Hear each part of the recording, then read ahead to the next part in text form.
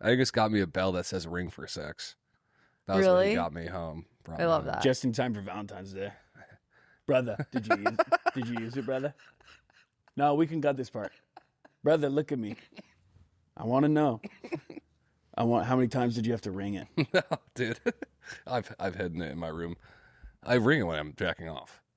I want to get one that's the size. I put it in my teeth while I'm jacking off.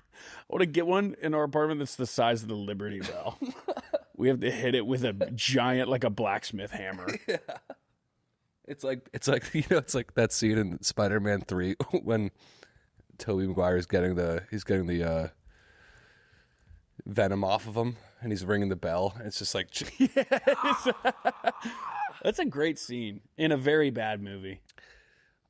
I told you that when it came out, I really liked it when I was a little kid. Yeah, of course. And I was on, I don't even know what it was, but just chat rooms about Spider-Man 3 where guys are like losing their minds about how bad it was. And I'm like, I actually thought it was pretty good. And people were like, shut the fuck up. What are you, 10? And I was like, yes, actually, I'm 10 years old and I thought it was a fucking good movie. I liked it. I liked Topher Grace as Venom. I thought it was a good casting move.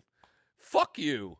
I liked it. Everyone was like, this is the worst movie I've ever seen. One of the best Spider-Man villains ever, Venom. I remember this exact comment. And you give him 8 minutes of screen time. And I was like, well, I guess I kind of agree with you there. But I thought. Does he only have 8 minutes? It's something really small. I remember him being such a big part of the movie. He's not on screen. I thought the Sandman was great. He rules. They casted him well. Yeah. And he has a very tragic story. You know, it was funny. I was watching another Topher Grace movie, Predators. Yeah. If you've never seen Predators, the 2010 Predators movie, and you're into the Predators lore and world universe, it's the second best one. It's the best one after the original, like, 87 one. Yes, this one. Adrian Brody, Topher Grace, and Walton Goggins plays a prisoner, an escaped convict, if you will, and he has there is a nuclear bomb of a line in the middle of the movie. Mm-hmm. Oh, and you missed another one. I forgot to tell you where he lifts up Worse? a shirt. No, it's not as bad, but it's still pretty bad. He's got a tattoo of like a naked chick on his stomach, and he's like squeezing her tits together. And he's like, man, she's perfect. He's like, who's that, your girlfriend? He's like, nah, it's my sister. Dead serious. That's a great line. Yeah, it's pretty awesome.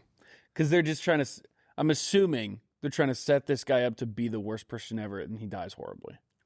No, dude, he actually kind of goes out heroically. I mean, like everyone pretty much dies, but like he, they set him up to be. He's kind of the. It's odd to make him.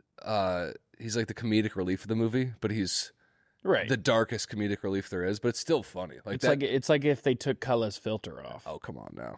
But I think this is one of my favorite movies of all time. Unfortunately, why? Unfortunately, because it's like there's a lot of great movies out there, but I've seen this movie, I think, more than any other movie. What? Dude, I've seen this movie. Are you serious? Probably 15 times. What if I told you the original King Kong was my favorite movie? When I was a kid, I think it was. The original one? Not the original, sorry. The one with Adrian Brody and Jack Black? Yes. Oh, that's a great fucking movie. I remember that worm eating that guy's head, and that's been stuck in my head forever. You know, it's not 1933, the original? Wow. Okay. Talk about a stacked cast. The original King Kong. Zoom in, Emily. Fay Ray, Marion C. Cooper, Robert Armstrong, Bruce Cabot, Frank Riker, Noble Johnson, Sam Hardy, Steve Clemente, Dick Curtis, James Flavin. Dude. Am I supposed to know Reginald any of those Barlow? people? You don't know anyone? You know Reginald Barlow? Where I thought you were joking. Well, you know Marion C. Cooper. Oh, of course. Okay, the way you said that makes me think that you're just joking, like you're playing along like you think we're doing it. No, like that's my dad. Sam Hardy looks like he's got at least up to his elbow inside of me in that picture. And he's just looking at me. That's the look he gave his wife every night after his 5th beer. I'll leave it at that. Yeah. Angry guy. You know what's sick about Look at that. That's terrifying. He's doing the Kubrick stare before Kubrick was even making pictures. I like Noble Johnson. That's how I would want my headshot to be. My little piece and my safari hat. But in you know that scene where they're all fighting the big bugs? Yeah. Kind of how we operate. fighting the big bugs. Mm-hmm. Peter Jackson told them, just freak out and act like you're fighting 1,000 bugs all at once, and then we'll just CGI them in later. So they didn't have to do like any like training for it. They just went out there and started freaking out like they were fighting bugs. And Jack Black was talking about it. He was like, you would do like 3 takes of that and you're the most tired you've ever been, because you're literally acting like you're fighting off 1,000 bugs with a stick for like 20 minutes at a time. And then they just use like the best parts of it. But that's why that scene looks so sick, is because they just actually just threw the bugs in after. I gotta rewatch it. That's pretty cool. I would love to rewatch that. It's so sick, dude. When King Kong kills the dinosaur and just snaps its jaw. Oh yeah, And he just goes, that part. Wait, how is it that loud? I'm texting him. That doesn't make sense. That doesn't even seem like their problem. That seems like a studio problem at that point. I hate it here. I want to get into a topic right now. Emily, can you pull up the Delta flight? Wait, before we get into Delta Flight, since we're still on movies, I have to apologize and say I didn't watch any of the movies that I was told to watch. That's okay. Because I wanted to watch something that was already on the TV there, just so that I can have I don't have like an iPad. I just didn't want to watch on my phone. So on the way there, I watched A Real Pain, which is one that I said I wanted to watch. Did you like it? Did you guys watch it? No. I didn't love it, but like since you guys are like into like the back story and overall themes and just certain things like that, you guys are into like the filmy aspects of a movie. No. And I think you might like it. I just like if a movie's good or not. I just said one of my favorite movies was Predators. Okay, then maybe you wouldn't like it. It's just there's no, in my opinion, quality in the storyline. I just feel like it was a random dumb story that didn't have any sort of good arc. And Okay, that's fair. I haven't seen it, but fair. Yeah, if you didn't like it, you didn't like it. I got one for you. I just watched this the other night. I don't know why it took me so long to watch it. It came out in 1990. Misery. Kathy Bates, James Caan. It's based off that Stephen King book. Kathy Bates won an Oscar for it, but holy fuck, does she go off. Like, the whole movie takes place inside of a house, so it's really not that much going on. But Kathy Bates is just, you're glued to her the entire. What's the log line of the book or the movie, the film? Famous author crashes off in a blizzard, rescued by Kathy Bates, who is his #1 fan. Oh, that's great. I've heard of this. Yeah. And Did Stephen King, when he wrote this, does he play himself in it?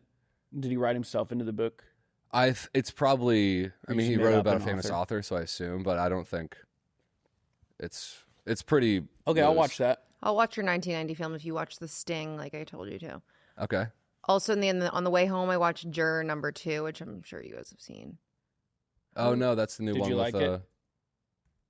Yeah, I did. And then of fucking course, it's a Clint Eastwood. Of course, Careful with spoilers. Go on.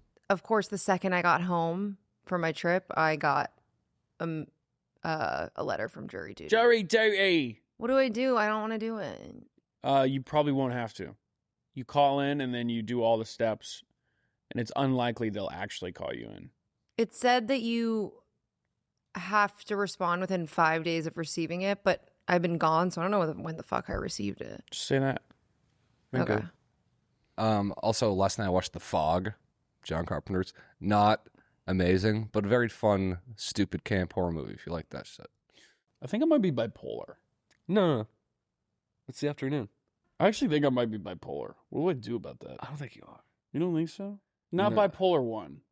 I guess I don't know that. Bipolar 1 is like guy writing on the walls. I didn't know that there was more than one. Figured it was just like a varying scale of how. Can I diagnose myself?